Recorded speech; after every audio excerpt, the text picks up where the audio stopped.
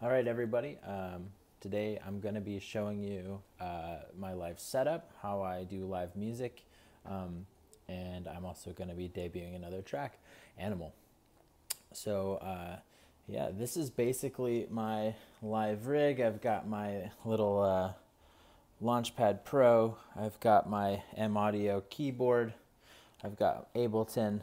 I've got a audio interface, and because I'm like mimicking the house PA into a speaker system, which is over there, this is what you got to do if you're playing in your house and you don't have a PA on hand. But anyway, so yeah, I'm gonna just jump right into it and show you.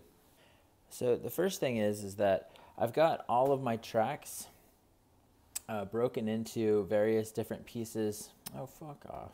So I've got all these different pieces of music that I want to play live. So I've got my Animal, I've got, you know, songs off of the old album, I've got all the new stuff, and I need to be able to play them reliably, repeatably, but also add flavor to it. And so one of the things that I do is I actually use this launchpad to trigger pieces of songs, but then also trigger patches and vocal presets. So as you guys know, I use a lot of I do a lot of vocal processing, right? Around like vocoders and all sorts of cool stuff like that. And so I needed a way to be able to do that. So what I did is essentially I made a layer of a musical track, right? A backing track. I made a layer of the synths. So each time I click one of these, it's like a different patch, right?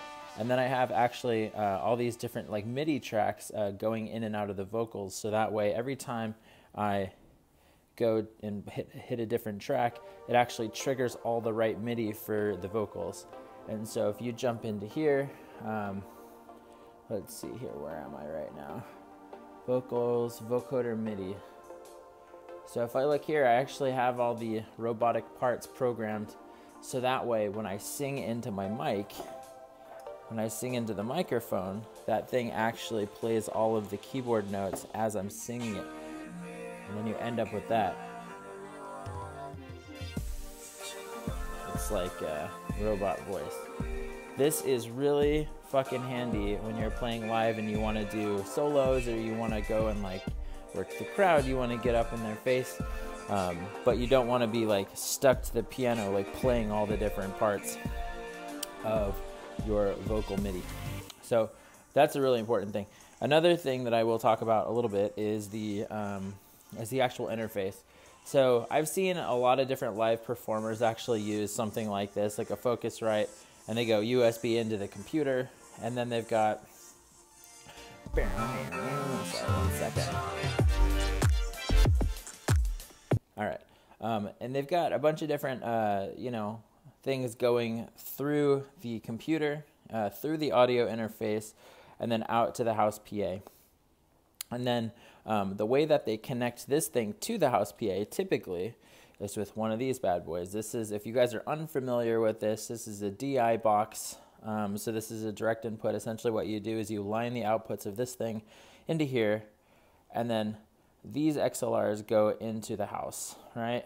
And so that is necessary if you're running long distances of wires across the house to the PA, because the longer the wires, the more noise the electricity running through those wires will accumulate over distance.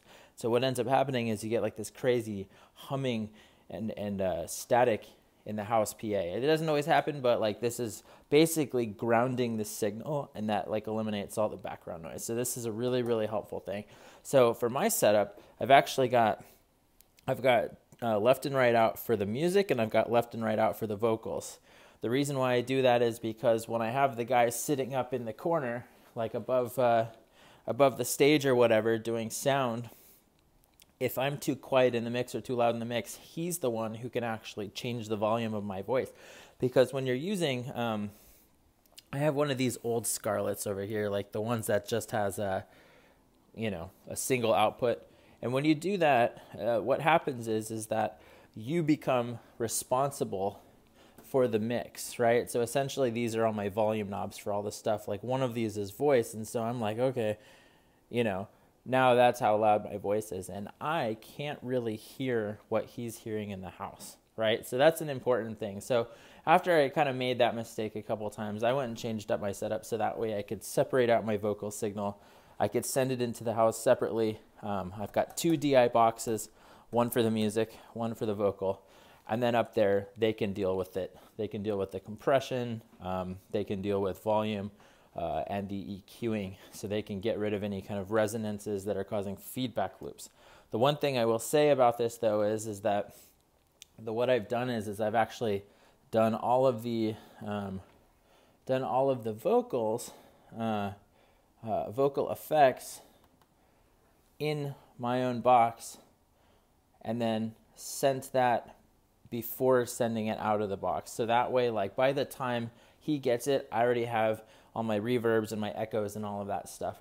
Okay, now here's where it all gets really fun. So like, am I just hitting play? Not really. So I have the ability to do live vocals. I have the ability to do live keys. I also have the ability to do live effects, right? And so one of the things that I love doing, let's see if I can get it here. Everybody is a fake.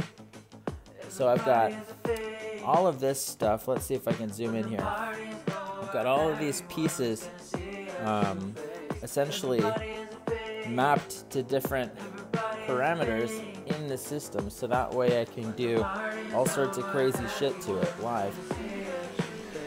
So if I wanted to do cuts, if I wanted to slice it, I can change my mic input. I can do formant shifting for my vocoder. I can do a master echo. I can also do, over here I've got 2 microphone specific things. So I've got a really big hallway echo and reverb combination, and then I've got a slap reverb. This is really helpful for just like throwing crazy effects in the middle of a song. So I'm like saying, manipulated, right? That kind of thing. And then over here I've got all sorts of other cool shit. So if I wanted to like, if I wanted to do some crazy shit, I have like a distortion pedal mapped to this, and then I also have got a formant filter through the LFO tool here. So if I wanted to give it that like Daft Punk thing,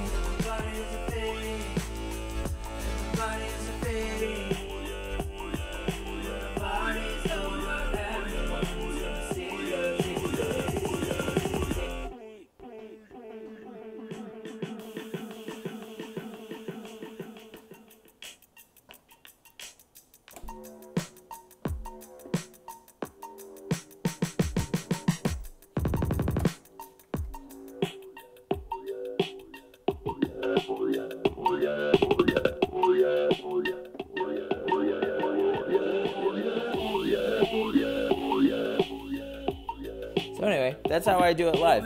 This is really helpful, and then I have the ability to basically go through all the different tracks, and as you can see, that's like going through all the different pieces.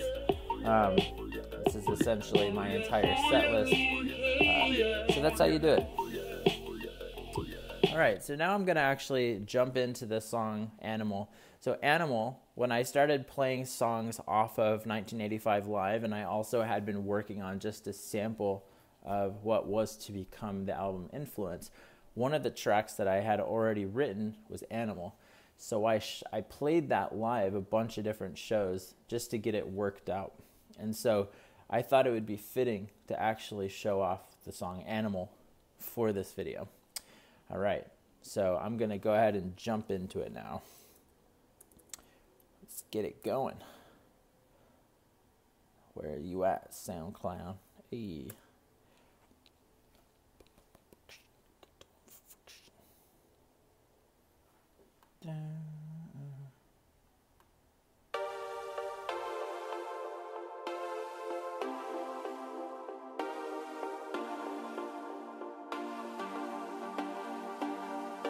Tonight I'm here for you. I wanna be a machine. control.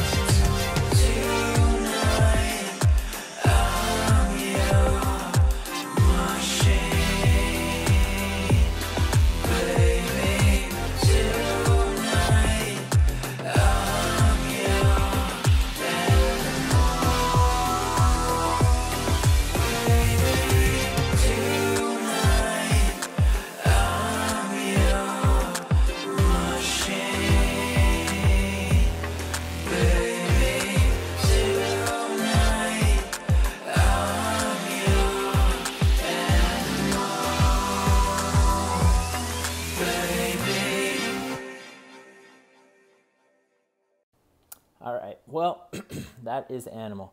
So I am going to go out in Seattle tonight, and I'm going to go find some live music, and I'm going to see if I can find any good shit from another artist out there. I really like going out and watching other artists play because that shows me what they're doing. Maybe they came up with a different solution to something. So that is essentially, that's a cheat code in life. You can go out and see what others did. You shouldn't hoard your information. Make sure you share it. So if you have other artists in your circle, help them out. Teach them tricks. Okay, well anyway, if you guys like what you're seeing, subscribe to this because I'm going to be doing a lot more of these. All right, thanks guys. Bye.